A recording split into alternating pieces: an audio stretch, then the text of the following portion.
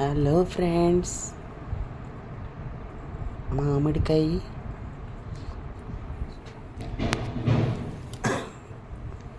చింతకాయ పండు మిరపకాయతో మీ ముందుకు వచ్చేసాను. పచ్చడండి, చింతకాయ పండు మిరపకాయ. అది ఎలా చేయాలి అనేది మీకు చూపిస్తాను. ఫస్ట్ ఇంగ్రీడియంట్స్ చూపించాలి కదా. పండు మిరపకాయలు, చింతకాయలు. ఈ పండు మిరపకాయలు ముద్ద ఎలా వచ్చిందండి అంటారా? పండు మిరపకాయలు గ్రైండ్ చేసేసి, ఒక 1/2 కిలో గ్రైండ్ చేసేసి, ఉప్పు పావు డబ్బాడు ఉప్పు వేసి గ్రైండ్ చేసి పక్కన పెట్టుకోవాలి. కడిగి దాన్ని బాగా తడి గుడ్డతో తుడిచి తీసి గ్రైండ్ చేయాలి. అది తర్వాత చింతకాయ కూడా అంతే. చింతకాయ కడిగి ఎండబోసుకోవాలి. ఒక పాత క్లాత్ మీద ఎండబోసుకోవాలి. అది అయిపోయాక ఎండిపోయినాక యానగాలకి ఎండిపోయినాక శుభ్రంగా కాయలు పలంగానే తొక్కేయాలి. తొక్కి కచ్చపచ్చగా ఉప్పేసి కిలో దీనికి కూడా అంతే. ఒక అరకిలోకి పావు కిలో కాదు, పావు డబ్బాడు ఉప్పు వేస్తూ దంచి ఒక డబ్బాలో పెట్టాలి. రెండో రోజున ఏం చేయాలి? పళ్ళల్లోకి చింతకాయని కొద్దిగా తీసుకుంటూ ఆ తొడాలు తర్వాత గింజలు తీసేయాలి. ఈ కాయగా దంచడం వల్ల తొడాలు శుభ్రంగా వచ్చేస్తాయి, ఊడిపోతాయి. అది బెనిఫిట్. కాయలు తరిగేసి అలా పెట్టేసేయాలి. పెట్టేసి గింజ తీసేస్తే అది ఉంటుంది కదా, దాన్ని గ్రైండ్ చేసుకోవాలి. శుభ్రంగా మెత్తగా గ్రైండ్ చేస్తే ఆ సూట్ వస్తుంది.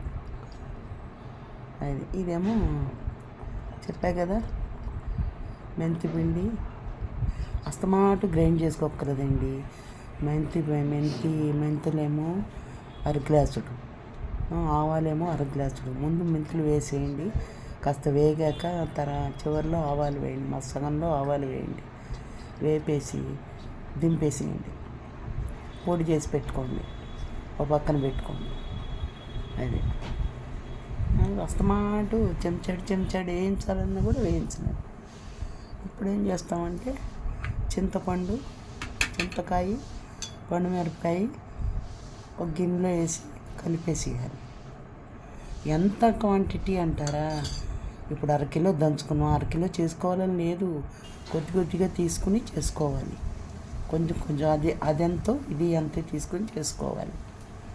తర్వాత తిరగమాతలోకి వచ్చేసాం. తిరగమాత వేసేసి ఏం లేదు, మెంతులు ఆవాలు తిరగమాత వేసేసి ఇంగు వేసేసి మిరపకాయలు వేసేసి అంతే. కాసేపు ఉంచేసి నూనెని దాంట్లో వేసేయటమే. పండు మిరపకాయ చింతకాయ కలిపి పెట్టుకున్నాం కదా, దానిలో వేసేయటమే. అదిగో కాగిపోయింది, పట అన్నాయి. చెట్టుపట్లు ఆడిపోతానండి, వేగినట్టు కాదు. అంతే, ఇందులో వేసేసుకోవటం. వేసేసుకుని బాగా కలిపి పెట్టేసుకోవాలి. అప్పుడు చింతకాయ పండు మిరపకాయ పచ్చడి రెడీ. గుమ్మలాడే పచ్చడి రెడీ. అంతే.